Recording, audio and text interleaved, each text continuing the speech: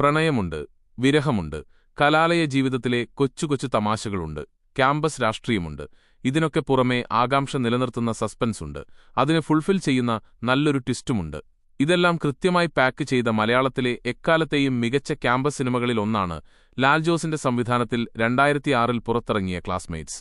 പൃഥ്വി, നരേൻ, ജയസൂര്യ, ഇന്ദ്രജിത്ത്, കാവ്യമാധവൻ, ബാലചന്ദ്ര മേനോൻ, രാധിക തുടങ്ങിയവർ പ്രധാന വേഷത്തിലെത്തിയ സിനിമ ആ വർഷത്തെ ഇൻഡസ്ട്രി ഹിറ്റായിരുന്നു. സിനിമയിലെ എല്ലാ പാട്ടുകളും ഹിറ്റ് ചാർട്ടിൽ ഇടം നേടി. വിനീത് ശ്രീനിവാസൻ ആലപിച്ച എന്റെ കൽബിലെ എന്ന് തുടങ്ങുന്ന പാട്ടായിരുന്നു സിനിമയുടെ ആത്മാവ്. ആ കാലത്ത് റീയൂണിയൻ ഒരു ട്രെൻഡായി മാറാൻ ഈ സിനിമ കാരണമായി.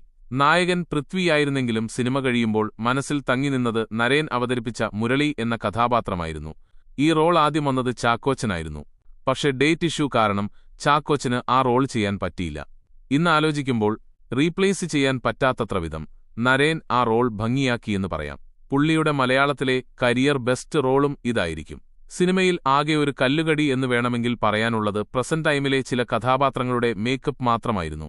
അക്ഷരാർത്ഥത്തിൽ ട്രെൻഡ് സെക്ടറായൊരു സിനിമ, എത്ര കണ്ടാലും മടുപ്പ് തോന്നാത്ത സിനിമ.